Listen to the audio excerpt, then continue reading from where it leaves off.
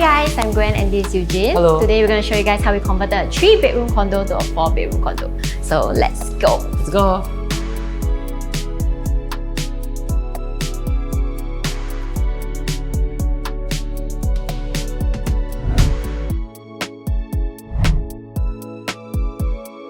So Eugene, what made you guys want to design a home like that? Our client's brief to us from the start, right, was that they wanted to convert this entire place from a 3-bedder to a 4-bedder. So that was our main goal. And the brief to us was that she likes a luxe feel, but not too glamorous. The moment I stepped in, it felt like an apartment suite. Very luxurious feel.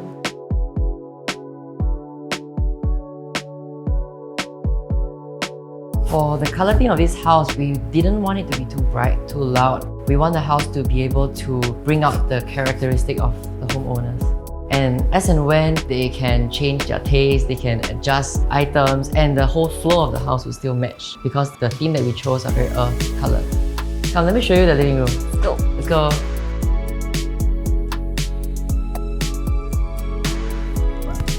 Welcome to the living room. We wanted to give clients some form of privacy here. It's also away from the other lifestyle areas of the house. So when you watch the television, we try to minimize the walk flow where no one will cut your vision when you're watching. For the colour scheme in this area, instead of the mainstream white on gold for a luxe theme, right? A good replacement and alternative for that is to use this stone finish that we have here. Because our client, as mentioned, they didn't want it to be too glamorous. So this still sets the tone, but it's a little more mellow.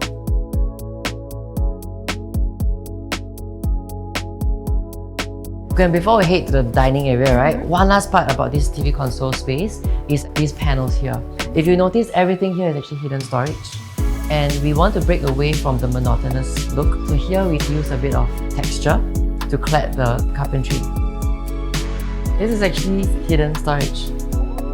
I thought it was just a design, like a wavy I kind guess of design. this has served its purpose. Ah. One more interesting fact, behind one of these panels, right, is actually something hidden. Where? Here? Let's go to the dining area first. Come, this way. What is that hidden We'll thing? cover that later. Okay.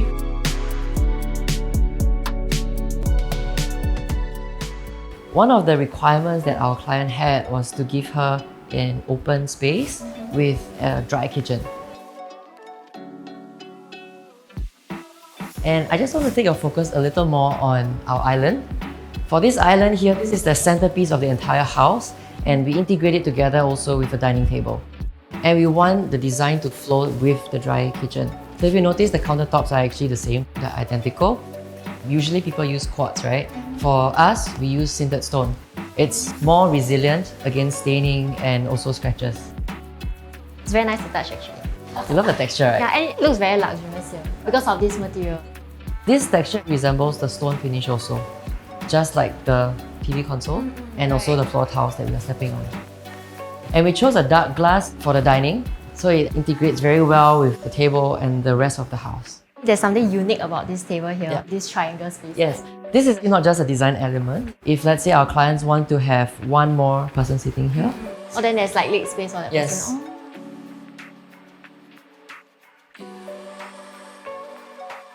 for this area, our clients actually cook every single day. Preparatory space is very important, which is why we wanted to give them ample space. And if you see, we actually segregated the kitchen into 2 sections.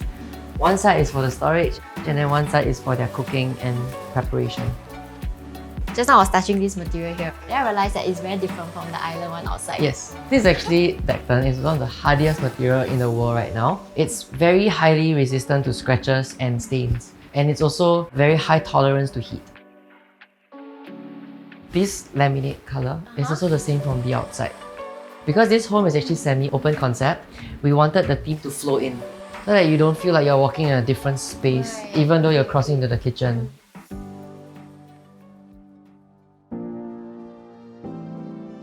Hey Gwen, so we're back here. The hidden area. Yeah. Yes. Do you want to have a guess? Everything here looks very seamless. I know this is a storage space. Let me guess. This one? Yes. This is actually the entry into the master bedroom. I wouldn't have guessed that this is like a hidden area here, or you can push this door open here. Let me show you the master bathroom. We wanted it to have a bit of the spa concept, which is why if you notice, the floor and the walls are actually the same tile. And part of the design flow is that just like on the outside, in the design here, we actually use the stone texture for the tiles. Even though the floor and walls are the same tiles, but they kind of look a tone different. This is because how the light reflects off the tiles, it makes quite a big difference. This is called an integrated sink, where we use quartz to build it up. And also for the shower area, this whole space here is concealed. You don't see any piping, it's all hidden.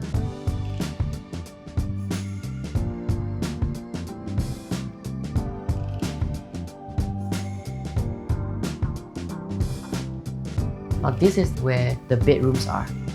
When we were doing space planning for this home, this section here we wiped out the walls and we redesigned and repartitioned up the areas. So this is how we carved out an extra room for our clients. This part here is to segment out privacy for them. So even though their guests may be outside, but in here they still can have their private lifestyle. It's always ideal for rooms to have windows. This is actually the son's room. In this space, our challenge was that it's basically a toilet, and that's why you see the windows a little smaller, but this room doesn't feel claustrophobic and there's good ventilation.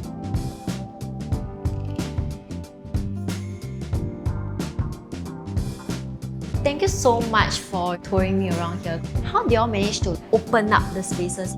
I think flexibility and openness from the clients, that's very important for us. In most cases, when we get engaged, clients actually want us to transform the space. So with that, right, we clear the walls, the layouts, we look at it from scratch, based on whatever beams that are there, whatever column is there, and then we restructure the house. I love how functional this whole home looks. At the same time, it's very aesthetic. So how do you go about, designing it like this? I think balance is very important.